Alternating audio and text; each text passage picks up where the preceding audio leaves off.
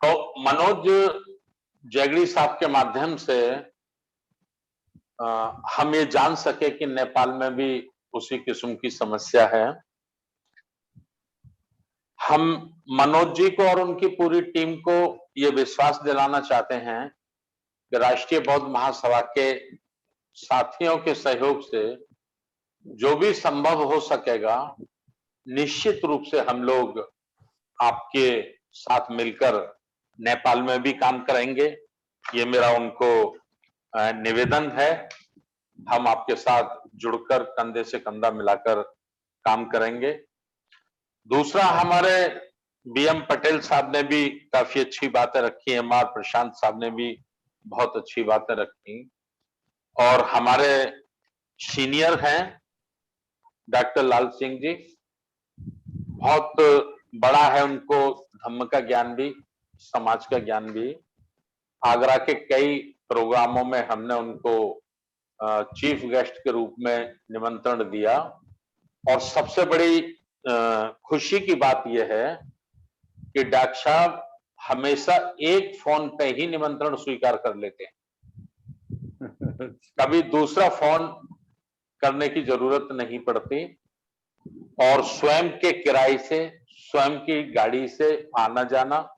कभी उन्होंने हमको ये तक नहीं कहा कि साहब किराया कहां से लगेगा, बल्कि हमारा एक बार चक्कीपाट बुद्ध विहार में एक कार्यक्रम था 18 मार्च को, तो 11,000 रुपए उल्टा बुद्ध विहार को और दान दे गए अपनी तरफ से। तो हमेशा उनका मन समाज को कुछ ना कुछ देने का रहता है, और आज भी उन्होंने हमारे बीच में अपना संबोधन किया, काफी ज्ञान की बातें उन्होंने रखी। उनका भी मैं बहुत बहुत आभार व्यक्त करना चाहता हूं। और नेपाल से जो हमारे पूज्य भंते बोले, उनका कल तक ये कहना था कि मुझे हिंदी नहीं आती है और मेरे लिए बड़ा मुश्किल होगा, मैं कोशिश करता हूं। तो थोड़ी बहुत उन्होंने हिंदी सीखने की कोशिश की है पिछले 2 दिन में, 3 दिन में। जब से हमने उन्हें निमंत्रण दिया तभी उन्होंने सीखने की कोशिश की है, इसीलिए वो बहुत ज्यादा टाइम नहीं बोले। अगर नेपाली में उनको बोलना होता तो 2 घंटे 2.5 घंटे बोलते हैं वो कंटिन्यू। तो उन्होंने समय निकाला, हमारा मनोबल बढ़ाया। माननीय रतनलाल चंद्रगोत्रा साहब ने भी हमारा मनोबल बढ़ाया, उनका भी मैं बहुत बहुत आभार व्यक्त करता हूं। विशेष बात जो आज की है, जिसपे हमारे रजनी ताई जी ने कल पूरे 1 घंटे शाम 7 बजे से 8 बजे तक धम्म चक्कर परिवर्तन दिवस की एक एक बारी की जानकारी उन्होंने दी। माननीय डॉक्टर लाल सिंह साहब ने भी काफी बारीकी जानकारी हमें दी, और इसके साथ साथ मैं जो समझा हूं, मैं ये समझा हूं कि तथागत गौतम बुद्ध को जब बोधि प्राप्त हो गई, बोधि प्राप्त अर्थात उन्होंने ये जान लिया कि दुख है और दुख का कारण है, और कारण का निवारण है, निवारण का मार्ग है। ये सब जब उन्होंने जान लिया, और जानने के बाद संसार के लोग जिस दुख में डूबे पड़े हैं, तो उनको इस दुख से कैसे मुक्त किया जाए, कैसे उनको उबारा जाए, ये ख्याल उनके मन में आया। और जब ये ख्याल उनके मन में आया, तो कुछ पल के लिए, कुछ समय के लिए उनके मन में ये ख्याल भी आया कि ये संसार अंधविश्वास में डूबा है, शायद ये मेरी बात को समझ पाएगा कि नहीं समझ पाएगा। कहीं ऐसा ना हो कि मेरा समझाना व्यर्थ हो जाए, तो मुझे क्यों ना अपना ही लाभ करना चाहिए। लेकिन एक उनके सहपति थे, सहपति को जब ये संदेश प्राप्त हुआ कि तथागत गौतम बुद्ध जो उन्होंने ज्ञान को प्राप्त किया है, दुखों का कारण खोजा है, वो शायद उसका उपदेश करेंगे कि नहीं करेंगे, तो उन्होंने उनकी आशंका को ध्यान में रखते हुए उन्होंने तथागत से अनुरोध किया कि तथागत, कुछ लोग तो ऐसे हैं संसार में जो आपके ज्ञान को स्वीकार करेंगे, आपके द्वारा दुखों के मार्ग को अंगीकार करेंगे, उन्हें कम से कम आपकी देशना होगी तो ये लोक पर कल्याण होगा। महाकारुणिक बुद्ध ने सर्वप्रथम 5 साधुओं को ये धम्म उपदेश दिया। आज से 2565 वर्ष 2565 वर्ष हम कह सकते हैं, क्योंकि उनको जो बोधि प्राप्त हुई थी उसको भी 2565 वर्ष हुआ है। और उन्होंने, जैसा अभी हमें डॉक्टर लाल सिंह साहब ने बताया, कि उनका उपदेश सुनने के बाद उन्होंने भी ये प्रार्थना किया बुद्ध को कि हमें अपना शिष्य बनाएं, हमें दीक्षित करें धम्म में। तो उन्होंने उनको शिष्य बनाया और धम्म में दीक्षित किया। ये परंपरा जो चली है, वर्षावास की परंपरा, जो 3 महीने का हम वर्षावास करते हैं, आषाढ़ीय पूर्णिमा से ये शुरू होता है और 3 महीने चल के इसका समापन होता है। मैं ऐसा समझता हूं कि उस वक्त आज से 2500 वर्ष पहले बड़ी बड़ी सड़कें नहीं थी, बड़ी बड़ी गलियां नहीं थी, रोड नहीं थे, और आबादी भी बहुत कम थी। ज्यादातर जंगल था, बहुत कम आबादी थी। और उस समय नदियां थी। और मुझे मेरी याद में मैंने देखा है, मुझे ध्यान है, जब हम बहुत छोटे थे तो गांव-गांव में पोखरें हुआ करती थी, छोटे-छोटे तालाब हुआ करते थे, जिनमें बरसात का पानी भर जाता था। और जमीन का वाटर लेवल हम अपनी जब ननसार जाते थे तो आप लोग यकीन नहीं करोगे कि जो अंगोछा होता है, जिसे हम साफी कहते हैं, साफी में बाल्टी को बांधकर और कुएं में डाल दिया करते थे, और उस साफी से, कुएं से बाल्टी का पानी निकाल लिया करते थे। यानी पानी का लेवल इतने ऊपर होता था। आज उसी जगह जहां अंगोछा बांधकर बाल्टी से पानी निकाल लिया जाता था, आज यदि हम वहां भी जाकर आज देखते हैं तो वह वाटर लेवल 300 किलोमीटर तक गहरा चला गया है। यानी ऊपर से जब देखते हैं तो पानी ऐसा नजर आता है जैसे कोई आसमान पे सितारा है। तो उस वक्त पानी का लेवल भी इसलिए ज्यादा था क्योंकि बरसात बहुत होती थी, जंगल बहुत था। तो बरसात बहुत होती थी, जंगल बहुत था, तो इन दिनों में बड़े कीड़े निकलते थे, बिच्छू निकलते थे, सांप निकलते थे। तो ये वर्षावास की जो प्रथा पड़ी, ये इसलिए पड़ी, इसके 2 मकसद हमारे सामने आते हैं। पहला मकसद तो ये हमारे सामने आता है, जैसे हमारा ध्यान आकर्षित किया डॉक्टर लाल सिंह साहब ने, कि भिक्षु अध्ययन करते थे, साधना करते थे, अपना पठन पाठन करते थे। ये पहला इसका कारण है। दूसरा कारण, भिक्षु जो उनके शिष्य होते थे, वो शिष्य भी उस समय उनकी संगति में बैठते थे। और ये 3 महीने का जो वर्षावास होता था, इसमें अनेक उपासक भी सरामेड़ भिक्षु बनते थे। सरामेड़ भिक्षु बनते थे, सरामेड़ भिक्षुणियां बनती थी, और वो अपना सर गंजा करा के तो अपने सीनियर भिक्षुओं की संगति में रहकर वह भी धम्म सीखने का काम करते थे। और दूसरे जो उपासक थे, वो उपासक उनके, जैसा डॉक्टर साहब ने बताया, भोजन, दवाई, वस्त्र आदि की जो आवश्यकता होती थी, उसका वो धम्म दान के रूप में तो उसका प्रबंध करते थे। एक ये उसका लाभ था, और उसका कारण था कि 3 महीने भारी बरसात होगी, भिक्षु संघ कहीं कीचड़ में फंसेगा, कहीं जंगल में फंसेगा, भिक्षु निकलेंगे, कीड़े निकलेंगे, अनेक प्रकार की परेशानियां खड़ी होंगी, तो उस परेशानियां से बचा जाए। और 9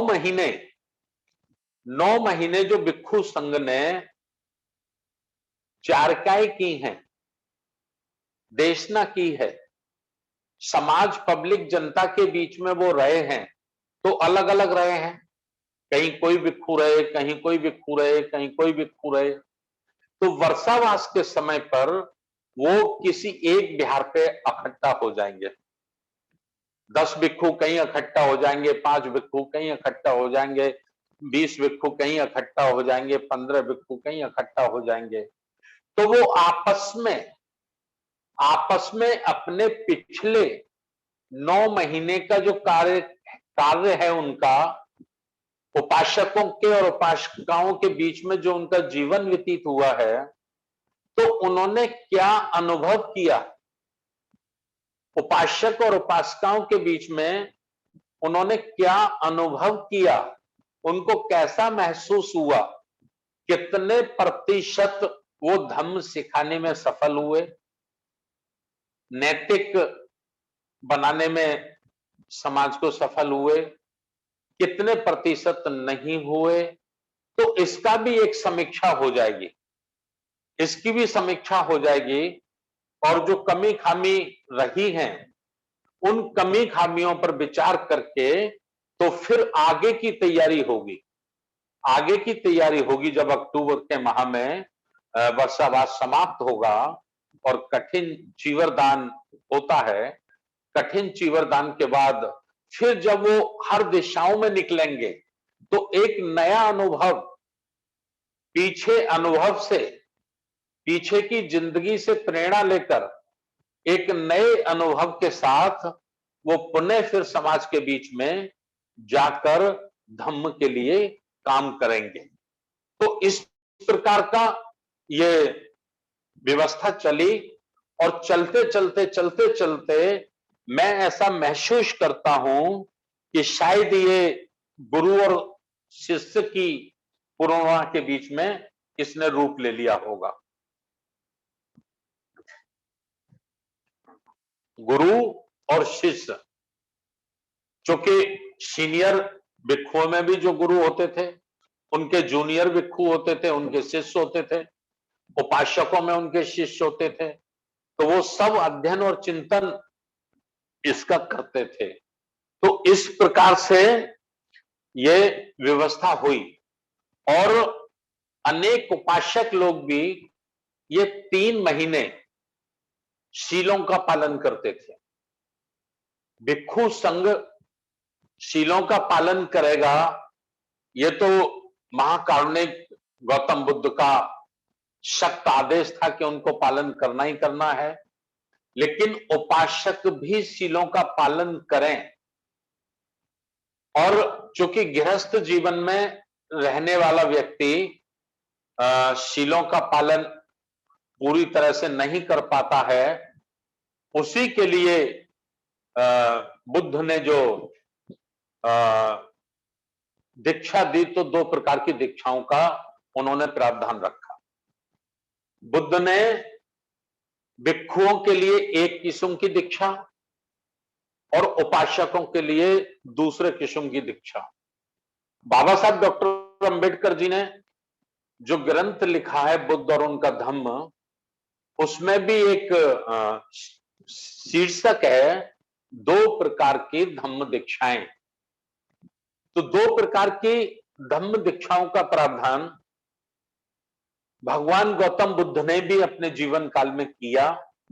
और वो दो प्रकार की धम्म दीक्षाएं थी कि भिक्षु की जो दीक्षा होगी उसको सीलों का पालन करना अनिवार्य होगा।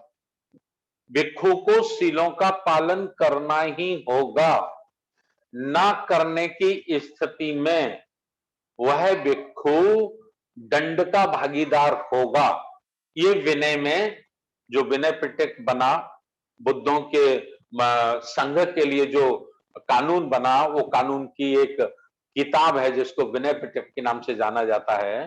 तो विनय पिटक में तथागत गौतम बुद्ध की जो नियम थे, कायदे थे, कानून थे, उन सबको उसमें संग्रह किया गया है। तो उसके अनुसार दो प्रकार की धम्म दीक्षाओं का प्रावधान किया गया। एक भिक्षुओं की दीक्षा, जिनके लिए सील का पालन करना अनिवार्य होगा, पालन न करने की अवस्था में वो दंड के भागीदार होंगे। और एक उपासक की धम्म दीक्षा, उपासक की धम्म दीक्षा के लिए तथागत ने कहा है कि उपासक सीलों का पालन करने का प्रयास करेगा, कोशिश करेगा कि उपासक भी अपने जीवन में सीलों का पालन कर सके, लेकिन ना करना। और जो भिक्षु के लिए 10 सील हैं और उपासक के लिए 5 सील। 5 सील है। भिक्षुओं के लिए 10 सील अनिवार्य रूप से उसमें बताया गया। वो जो बुद्ध और उनका धम्म लिखा है उसमें ये स्पष्ट नहीं किया गया है, विनय पिटक में ये स्पष्ट होगा। तो गृहस्थ के लिए जो कहा गया कि ये भी सीलों का पालन करने की कोशिश करेगा, प्रयास करेगा, लेकिन सील का पालन ना करने की अवस्था में भी वो गृहस्थ दीक्षित हो सकता है, धम्म की दीक्षा ले सकता है।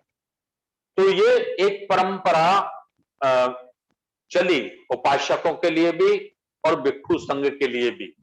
लेकिन ये 3 महीने जो आते थे, इन 3 महीनों में कुछ उपासक ऐसे होते थे जो 3 महीने वह भी भिक्षुओं की तरह शीलों का पालन करते थे।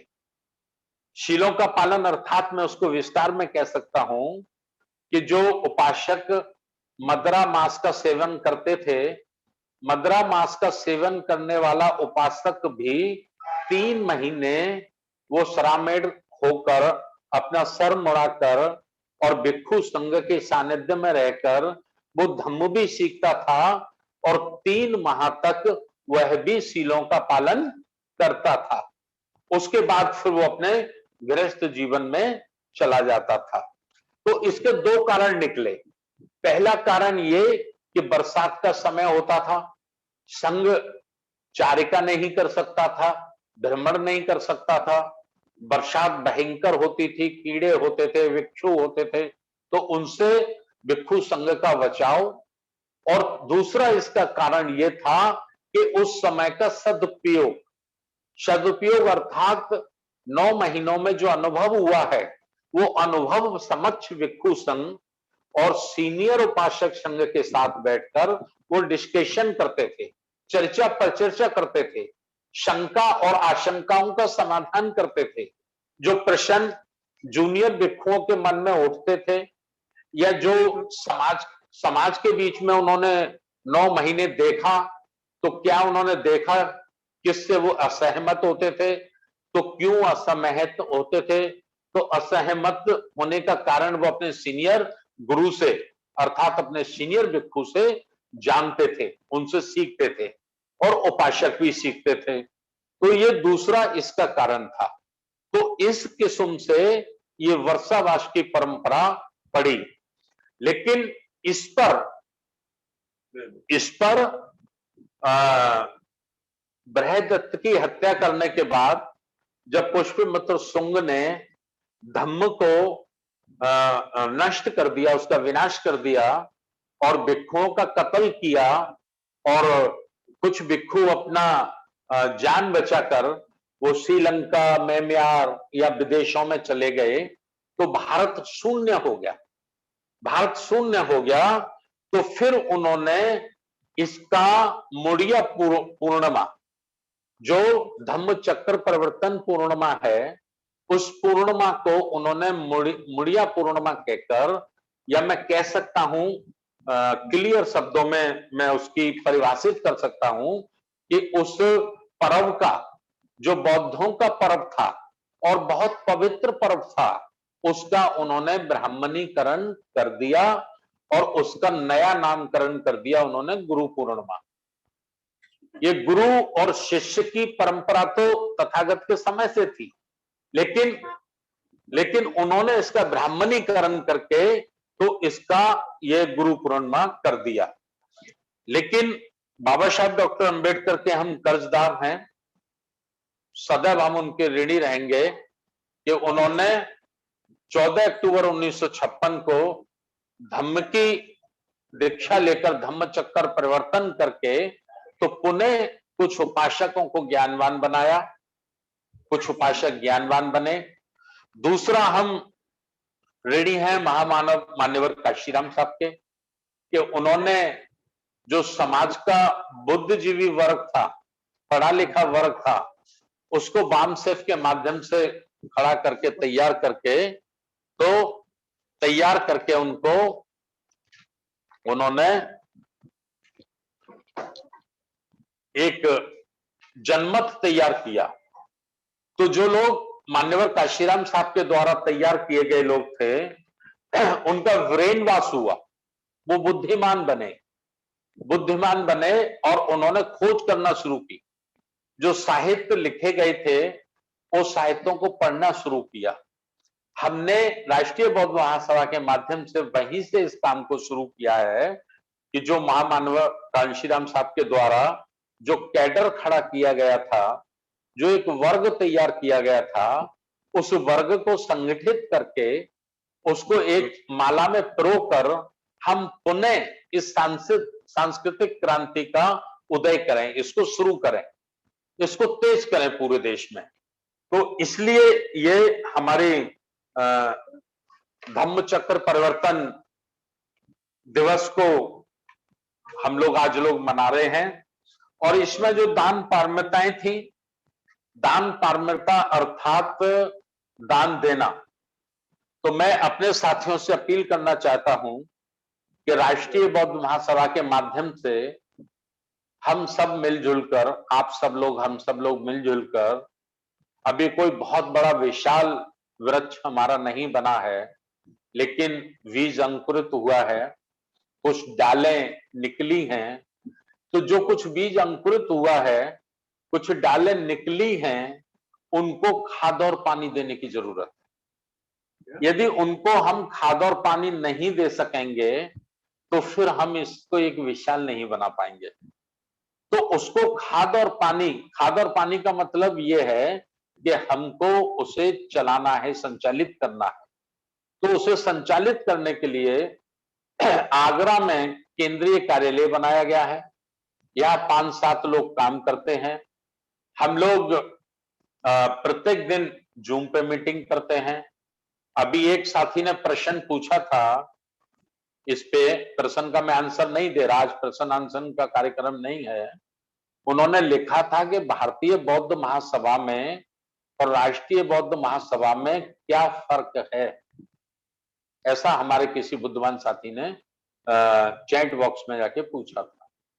तो मैं उनकी शंका का समाधान करते हुए यही कहना चाहता हूं कि इसकी 2 शंकाएं हैं। पहली शंका तो यह है कि भारतीय बौद्ध महासभा कितनी है। मेरे ख्याल से 10 से अधिक हैं, 10 से अधिक है। 4-5 के नाम मैं ही जानता हूं। एक भारतीय बौद्ध महासभा है, आदरणीय मीराताई जी चलाती हैं, जिनको हाई कोर्ट ने, सुप्रीम कोर्ट ने उनको अध्यक्ष नहीं माना है। उनकी जगह एक चंद्रमोहन पाटिल साहब हैं, वो सुप्रीम कोर्ट से जीते हैं, उनको भारतीय बौद्ध महासभा का अध्यक्ष माना है। लेकिन वो उनके बारे में बताया जाता है कि वो संघ के आदमी हैं, गुजरात के रहने वाले हैं, आरएसएस के द्वारा तैयार किए गए हैं। तो ये 2 हो गई। एक राजरतन साहब चलाते हैं, 3 हो गई। एक हमारे उत्तर प्रदेश के लोग चलाते हैं, 4 हो गई। एक दिल्ली में सीएम पिपल साहब चलाते हैं, 5 हो गई। एक दिन मैंने लिखा था कि कितनी भारतीय बौद्ध महासभा चलती हैं, तो 10 करीब हमने उसकी एंट्री कर ली थी। एक बॉम्बे के साथी हैं, वो चलाते हैं। तो अब हमारे सामने समस्या ये है कि हम कौन सी भारतीय बौद्ध महासभा को माने, हम किसके साथ जुड़े, एक हमारी ये समस्या है। दूसरी समस्या हमारे यहां सामने ये है कि जितनी भी महासभा चल रही हैं, वो रोज काम नहीं करती हैं। वो वर्ष के 365 दिन में केवल 5 दिन काम करती हैं। 5 दिन क्या काम करती हैं? बुद्ध पूर्णिमा, अंबेडकर जयंती, 6 दिसंबर और 1-2 दिन और उस 5 दिन में भी क्या काम करती हैं? आध्यात्मिक चर्चा करती हैं। आध्यात्मिक चर्चा, सामाजिक, धार्मिक, आर्थिक, राजनीतिक चर्चा नहीं करती हैं। भगवान गौतम बुद्ध का 45 वर्षों का जो जीवन संघर्ष है, जो बाबा साहब डॉक्टर अंबेडकर जी ने लिखा है बुद्ध और उनके धम्म में, उसको हम पढ़ते हैं तो हम इस नतीजे पर पहुंचते हैं कि बुद्ध की जो क्रांति शुरू हुई थी, वो निश्चित रूप से धार्मिक रूप से शुरू हुई थी, लेकिन उसके बाद वो सामाजिक परिवर्तन के आंदोलन में बदल गई। सामाजिक परिवर्तन के आंदोलन अर्थात सामाजिक व्यवस्था को बदलना, वर्ण जातियों को समाप्त करना, रूढ़िवादिता की व्यवस्था को समाप्त करना, अंधविश्वास को समाप्त करना और ईश्वर नाम की कोई चीज दुनिया में पैदा नहीं हुई है, इसको समाप्त करना। और इसी के लिए बुद्ध ने जो एक नारा कह सकते हैं, हमको नारा दिया था, बहुजन हिताय बहुजन सुखाय लोक अनुकंपाय। अगर इस नारे का हम अध्ययन करते हैं तो बुद्ध ने ये नहीं कहा कि सर्वजन सुखाय, बुद्ध ने कहा बहुजन हिताय। बहुजन माने बहुत बड़े समूह का हित, बहुत बड़ा समूह सुखी रहे और लोक में जितने प्राणी हैं उनका कल्याण हो, अनुकंपाए। क्योंकि मुट्ठी भर लोग भाग्य भगवान का सहारा लेकर, ईश्वर का सहारा लेकर, मुट्ठी भर चंद लोग बहुजन समाज का यानी एक बड़े समाज का शोषण करते थे, उनका उत्पीड़न करते थे, उनको डराते धमकाते थे ईश्वर के नाम पर, स्वर्ग और नरक के नाम पर, तो उनका शोषण करते थे। उस शोषण से मुक्त किया सिद्धार्थ गौतम बुद्ध ने श्रमण संस्कृति का निर्माण करके। श्रमण संस्कृति अर्थात श्रम करके अपने जीवन का पालन पोषण करने वाले लोग, नैतिक जीवन जीकर अपने जीवन का पालन पोषण करने वाला समूह, एक समाज, तो ये बुद्ध ने किया। तो इसलिए ये जो दूसरी संस्थाएं हैं वो त्रिशण, पंचशील, अष्टांग मार्ग, ये खाना, ये नहीं खाना, ये पीना, ये नहीं पीना, इसके सिवाय आपसी झगड़े, कौन छोटा है, कौन बड़ा है, कौन जूनियर है, कौन सीनियर है, इसमें ही वो उलझे रहते हैं। लेकिन इस सब के बाद भी मैं उस प्रश्न करने वाले साथी को निवेदन करना चाहता हूं, हमने पूरे देश में राष्ट्रीय बौद्ध महासभा के जितने भी साथी हैं सबको निवेदन किया है कि वो भी हमारे सीनियर लोग हैं, हमारे सीनियर साथी, हम जूनियर हैं, हमें उनका पूरा पूरा सम्मान करना है, उनका आदर करना है और कभी भी हमें आलोचना नहीं करनी है। हमें किसी की आलोचना नहीं करनी, हमें ब्राह्मणवादी व्यवस्था के लोगों की भी आलोचना नहीं करनी। और हमें ये गुण कहां से सीखना चाहिए? बुद्ध से। बुद्ध ने उस सली गली जो व्यवस्था थी उसको खत्म कर दिया, समाप्त कर दिया, लेकिन कभी भी अपनी जबान पर एक शब्द भी कभी किसी की आलोचना का नहीं आने दिया। इसीलिए रजनी ओशो ने अपनी किताब में लिखा है, क्या लिखा है रजनीश ओशो ने? रजनीश ओशो ने लिखा है कि बुद्ध इतना बोले, इतना बोले, इतना बोले कि दुनिया में कोई बुद्ध के बराबर नहीं बोला।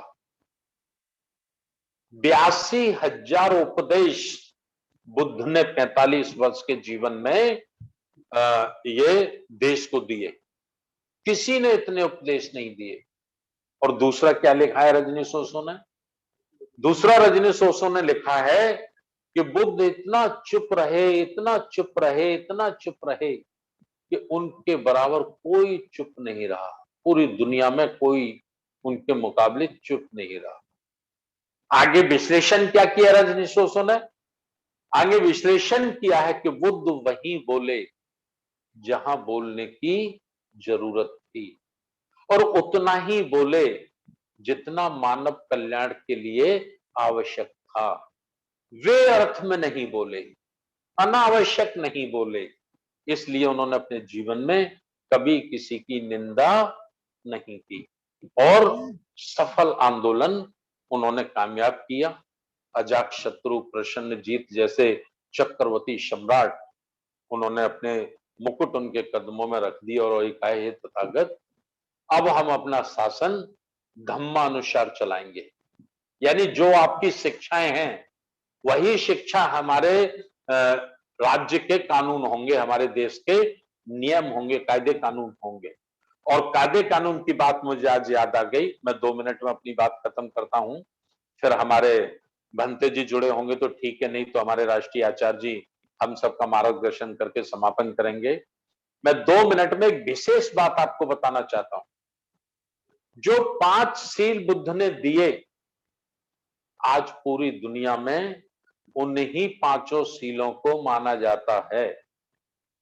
जितने ईसाइयम देश हैं, जितने इस्लामिक देश हैं, इस्लामिक देश हैं, और जो बौद्ध देश है वो तो बुद्ध के आधार पर चलते ही चलते हैं, उसे मुझे नहीं कहना।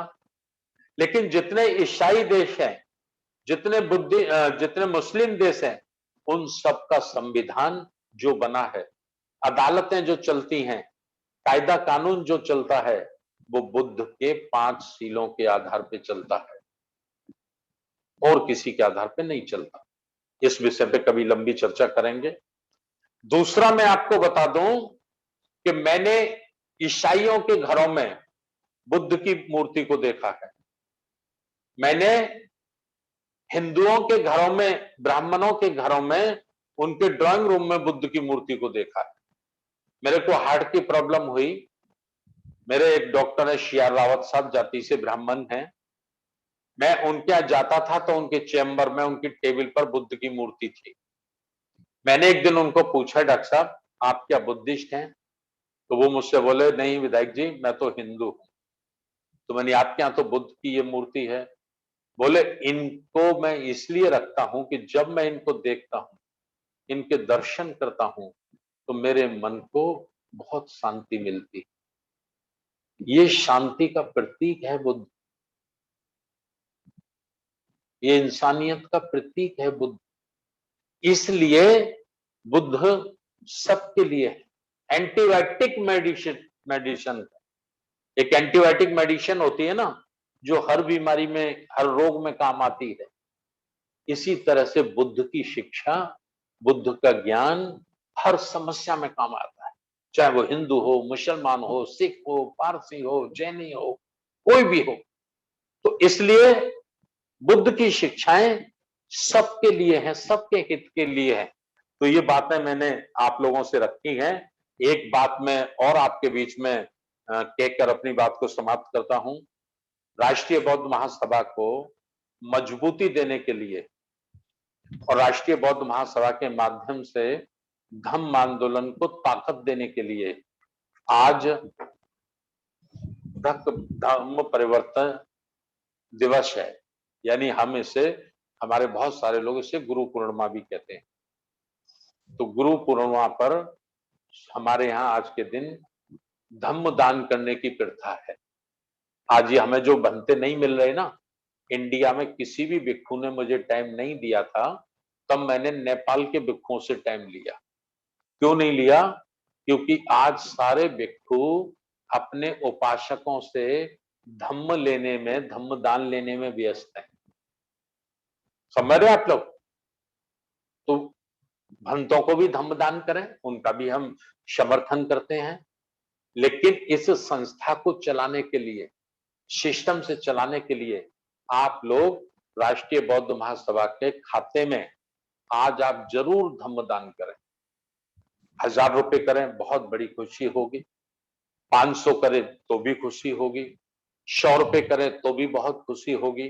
50 रुपए करें तो भी बहुत खुशी होगी।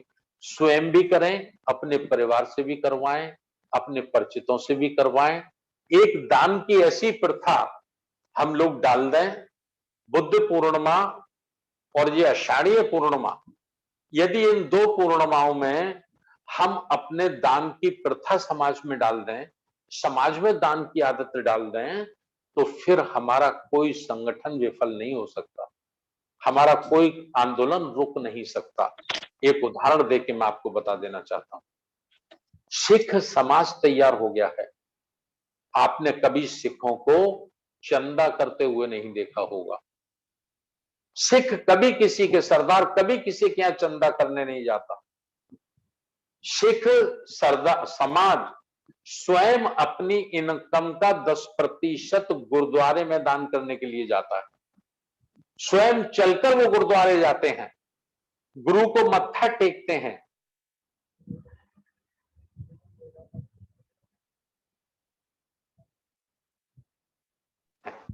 और उसी दान से हम लोग अभी 30-35 भिक्षुणियों का 10 दिन का प्रशिक्षण शिविर रखे, बड़ी मुश्किल से हम व्यवस्था कर पाए हैं।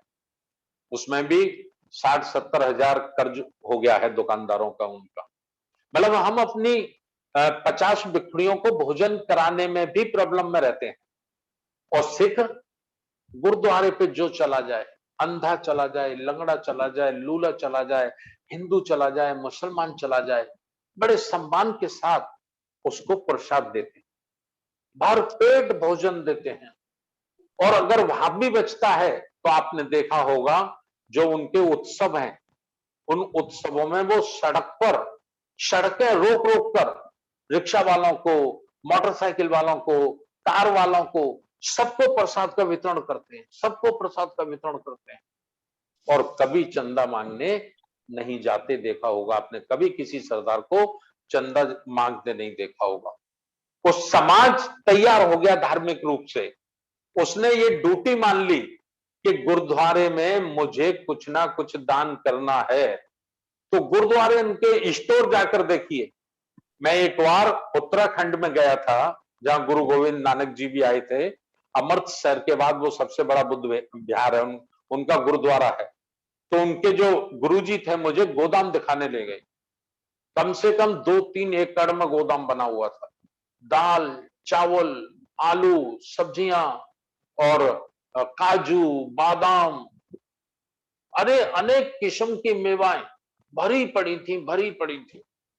मैंने उनको कहा, गुरुजी ये सब कहां से आता है? तो उन्होंने कहा कि जो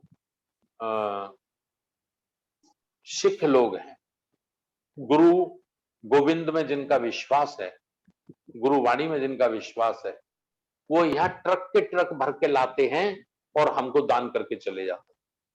ट्रक के ट्रक भर के लाते हैं। आगरा में हमारा गुरुद्वारा है सिकंदरा पे। प्रत्येक बुधवार को कम से कम 10,000 लोगों को सड़क रोककर वो खिचड़ी खिलाते हैं, खिचड़ी बांटते हैं। और थोड़ी नहीं देते, इतना बड़ा उनका दोना होता है। एक बार हम भी गुरुद्वारे बुधवार को पहुंच गए, अचानक सुबह के निकले हुए थे, तो हमारी गाड़ी भी उन्होंने रोक ली।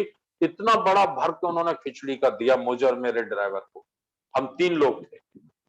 मैं ये सोच रहा कि हम छोटा कार्यक्रम करते हैं, हम 100 लोगों का कार्यक्रम करते हैं, तो 30 दिन में से हमारे 28 दिन तो मांगने में निकल जाते हैं कि साहब आप दे दो, साहब आप दे दो, साहब आप दे दो।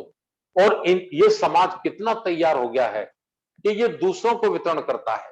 अभी आपने कृषि आंदोलन में देखा होगा, पेट भर के भोजन दिया है उन्होंने।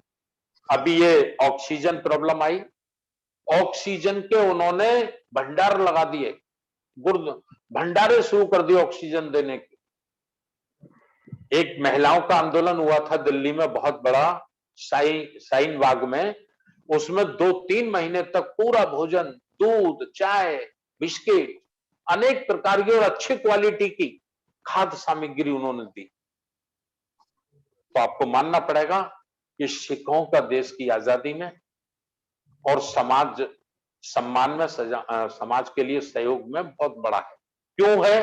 क्योंकि उनका समाज नैतिकवान हो गया है और वो अपने धर्म के प्रति समर्पित हो गया है। हम राष्ट्रीय बौद्ध महासभा के माध्यम से भारत में भी बाबा साहब डॉक्टर अंबेडकर के अनुयायी, संत रविदास के अनुयायी, कबीर के अनुयायी, फूले साहू के अनुयायी, मान्यवर काशीराम साहब के अनुयायी और बुद्ध के जो फॉलोवर हैं, उनके जो उपासक हैं, उनमें भी इतनी भावना पैदा करना चाहते हैं, इतनी चेतना पैदा करना चाहते हैं, इतनी जागृति पैदा करना चाहते हैं कि एक दिन वो आए कि प्रत्येक बुद्ध विहार पे भी बुधवार को कम से कम हम सामूहिक रूप से भोजन का वितरण करें, प्रसाद का वितरण करें। लोग श्रद्धा से, किसी भी धर्म जाति का हो, किसी भी वर्ण व्यवस्था का हो, वो बुद्ध का प्रसाद खीर के बगैर ना बच पाए। तो ये सब काम करने की कड़ी में राष्ट्रीय बौद्ध महासभा आगे काम कर रही है। पुनः एक बार फिर मैं अपने माननीय डॉक्टर लाल सिंह साहब का, उन्होंने हमारा मनोबल बढ़ाया, हमको आशीर्वाद दिया, पूज्य भंते जी का, ज्ञानेंद्र महाथेरा जी का और अपने भी सभी आदरणीय साथियों का बहुत बहुत आभार व्यक्त करना चाहता हूं। और जितने साथी भी जुड़े, जितने भी साथियों ने आज समय निकालकर इस धम्म चक्र परिवर्तन दिवस की परम पावन आषाढ़ीय पूर्णिमा में अपना सहयोग दिया है, उन सब के लिए मंगल कामना करता हूं और तथागत से और कुदरत से प्रार्थना करता हूं कि हमारे आपके सबके जीवन में ही भारत प्रबुद्ध हो जाए, बौद्धमय हो जाए, बाबा साहब डॉक्टर अम्बेडकर का संकल्प पूरा हो जाए। इस लगन, इस संकल्प के साथ हम लोग मिलजुल कर बड़ी ताकत से काम करें और अपने उद्देश्य को पूरा करें। ऐसी तथागत की अनुकंपा हो, ऐसी कुदरत की हमारे ऊपर अनुकंपा हो, हम सबको, पूरे देश को, पूरे भारतवर्ष को, नेपाल को भी कुदरत इतनी ताकत दे कि हम इस नैतिक आंदोलन को, इस पवित्र आंदोलन को कामयाब कर सकें। इस निवेदन के साथ सभी को आज की धम्म चक्र परिवर्तन दिवस की पुनः एक बार बहुत बहुत बधाई, बहुत बहुत धन्यवाद। नमो बुद्धाय, जय भीम। बहुत बहुत साधुवाद, बहुत बहुत साधुवाद आपको। बहुत सुंदर आपका। और साहब के उद्बोधन के बाद मुझे लगता है कि आपने सभी ने